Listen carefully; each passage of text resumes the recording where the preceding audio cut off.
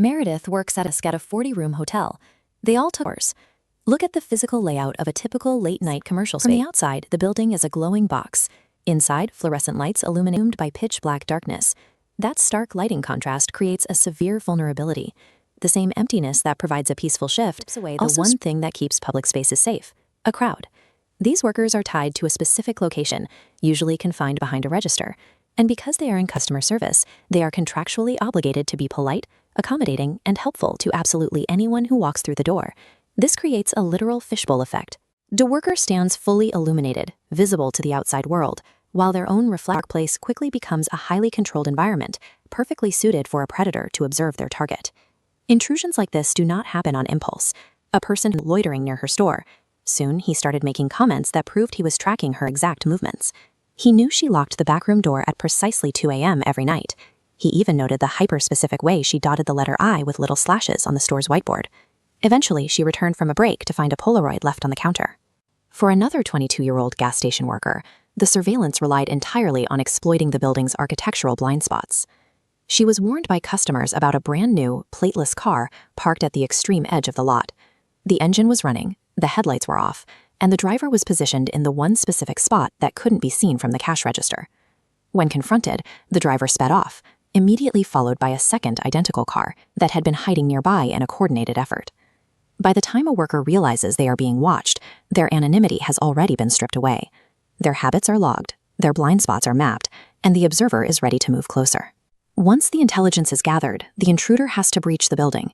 They do this by weaponizing the social contract of hospitality, forcing the worker to open the door for them.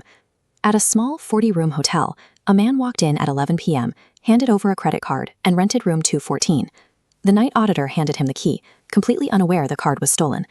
But instead of going upstairs to his room, the man walked over to the lounge area. He sat down and spent the next half hour staring completely blankly at a television that wasn't even turned on. The auditor felt an awful dropping sensation in his stomach, but he hesitated. Because the man was technically a paying guest, the auditor didn't want to be rude or cause a scene, which gave the intruder the freedom to start wandering the empty hallways. This floor plan shows the spatial strategy the man was actually using. He wasn't lost. He positioned himself in the lounge, marked here in red, to maintain a direct, unobstructed line of sight on the employee at the front desk. Over the next few hours, he moved through the first floor. He stood silently at the ends of hallways, hovered outside guest room doors, and waited in unlit corners. He was methodically testing the perimeter, seeing exactly how much ground the employee would let him cover before reacting. The worker's own professional courtesy acts as the ultimate lockpick. By playing the role of a customer, a predator gains unrestricted access to the safe zone. Even with the intruder inside, the worker usually has one physical boundary left separating them from the lobby. When that final barrier collapses, the situation reaches its terrifying peak. Daniel worked the overnight shift at an isolated, family-owned rural motel. His only protection was the large wooden front desk separating the lobby from his back office. At 2 a.m., the call bell on the front desk rang loudly. Daniel walked out to help the guest, but the brightly lit lobby was completely empty. The parking lot outside was devoid of cars or movement. 10 minutes later, the bell rang again. Still, no one was there. Assuming it was a prank, Daniel turned off the main lights and sat down in the office chair directly behind the front counter, waiting in the silence to catch whoever was messing with him. He sat there for 20 minutes. Just as his eyes got heavy, a pale human hand slowly reached up from the impossibly tight space underneath his side of the desk and pressed down on the bell. Daniel bolted into a locked back room and pulled up the security cameras. The footage showed a tall man in a hoodie who had been crawling on his hands and knees through the lobby.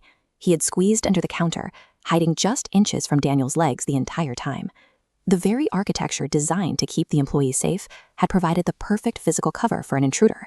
The final boundary didn't fail. It was weaponized against him. In each of these situations, police were eventually called. The man with the stolen card was arrested for trespassing, Paul was served a restraining order, and the man under the desk slipped out into the darkness just as patrol cars arrived. But the intervention came too late to stop the real damage. Look closely at what happened in these buildings. In none of these stories did the intruder demand cash, steal items off the shelves, or attempt to rob the business. The target of the observation, the infiltration, and the breach was never the money. The ultimate objective was always the isolated worker. The psychological scarring from that realization is permanent. Meredith transferred to a gas station 2 hours away, but still feels the back of her neck tingle if headlights linger too long in her rearview mirror. Daniel can no longer sit at a front desk without visualizing someone hiding in the dark below him. The night shift is a highly vulnerable psychological state. The bright lights, heavy counters, and locked doors provide an illusion of safety, but they offer almost zero actual protection against the people waiting.